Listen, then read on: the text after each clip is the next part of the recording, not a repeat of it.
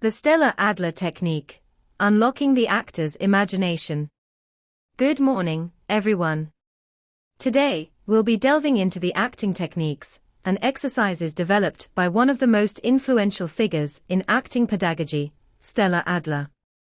Adler's methods focus on cultivating the actor's imagination, expanding their sense of self, and deepening their understanding of text. As a student of the great Konstantin Stanislavski, and a contemporary of Lee Strasberg, Adler developed her own unique approach to acting, one that emphasizes the power of imagination and the importance of an actor's understanding of the circumstances of the play. Let's break down her core teachings and exercises that you'll be working on throughout this class. This lecture provides an in-depth look at the core exercises that Stella Adler used in her teaching, helping actors develop a rich, imaginative, and action-oriented approach to their work. Stella Adler believed that great acting comes from an actor's ability to immerse themselves in the given circumstances of the script rather than relying on personal memories and emotional recall. She rejected the method of using personal trauma to evoke emotion, focusing instead on cultivating an actor's sense of imagination, observation, and ability to interpret the character's life. We'll be working on this throughout the course. Adler believed that acting is not about being real in a shallow sense. Rather, it's about understanding the world of the play, imagining it deeply, and bringing that imaginary world to life. This approach requires you to engage with the material on an intellectual, emotional, and physical level. To become expressive actors, we must first free the body and make it a responsive tool. Stella Adler used specific exercises to help actors become aware of their physical presence. The actor's body must be free, alive, and connected to the work. So, let's start with an overview of her physical exercises. Exercise 1, Animal Exercises. Adler borrowed this technique from Stanislavski. You'll embody the physical and emotional qualities of an animal and explore how this transforms your movement. For example, if I ask you to move like a cat, observe how the cat uses its body with grace, stillness, or alertness. These animal exercises are designed to get you out of your head and into your body. It also helps when working on characters with animal-like qualities or those with distinct physical traits. Exercise 2, Physical Objectives. This exercise involves giving yourself a simple physical goal, such as crossing the room with urgency or trying to open a stuck window. Physical objectives train you to embody actions and intentions without relying solely on words. Your physical movement needs to be tied to a strong motivation. It creates an impulse in your body that leads to more truthful reactions. This is essential because actions in a play come from a character's needs, not just their words. By engaging your body, you become a more dynamic and engaging presence on stage. Acting should be physical and visceral, not just a mental process. The core of Stella Adler's method is the power of imagination. She believed that the actor's greatest tool is the ability to create a vivid, emotional, and specific imaginary world, which leads to richer performances. Exercise 3, Imaginary Circumstances. In this exercise, you will start working with what ifs. Imagine a situation as vividly as possible and live within it. For example, let's say you are playing a character in a Victorian household. It is not enough to know that you are in such a setting. You must ask yourself, what does the room look like? How do you feel in the restrictive clothing of that period? How does the societal structure impact your status? The more specific your imagination, the more layered and believable your performance will become. This is what Adler meant when she said, "The imagination is the instrument of the actor." Exercise 4, Creating Environments. Adler often had actors build entire environments in their mind. Imagine walking into your character's kitchen, or the marketplace where they buy their groceries. What do you see?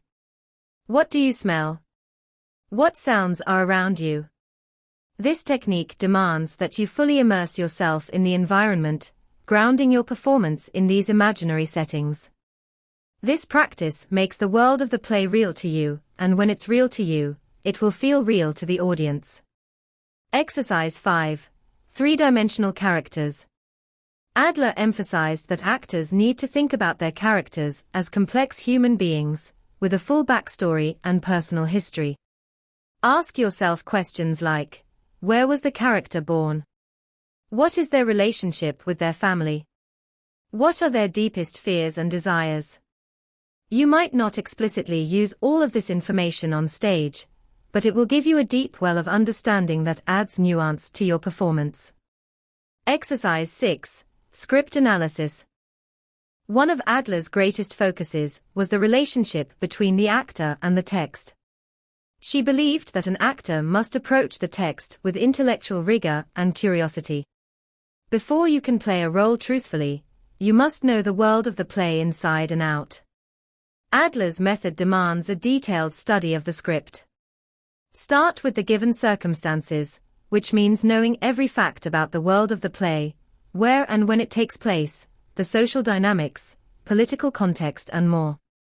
All this affects the way your character behaves and reacts. Once you've grasped the external facts, move inward. What is the character's objective? What do they want in each scene? What stands in their way? How do they go about trying to achieve their goals?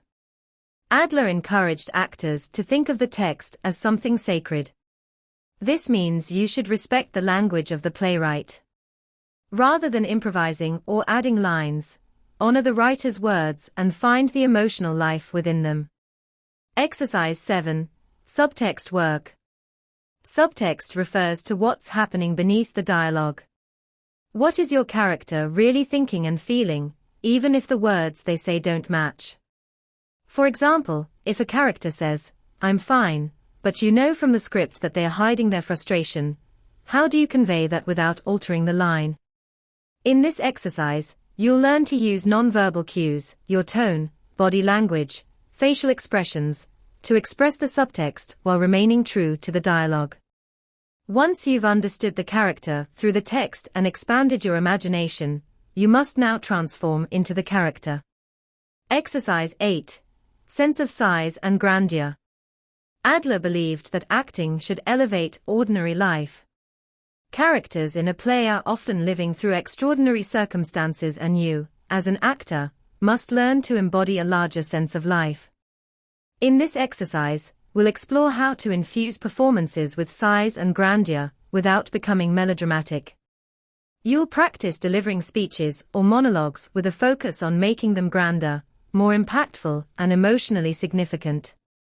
Adler often said, "Your talent is in your choice." The choices you make for your character will determine the strength of your performance. Whether it's your choice of physicality, voice, or how you express the character's objectives, always be specific, bold, and imaginative. Stella Adler's acting method gives you the tools to free your body, expand your imagination, and dig deep into the text. Her emphasis on imagination, environment, and the given circumstances pushes you to create fuller, richer characters, without relying on personal experience alone. By employing these exercises, you will build a strong foundation for truthful, powerful acting. Remember, acting is not just about feeling, it's about doing, imagining, and transforming. Now, let's take these principles and start applying them in practice. This lecture should provide a comprehensive understanding of the foundational exercises and principles that Stella Adler taught her students.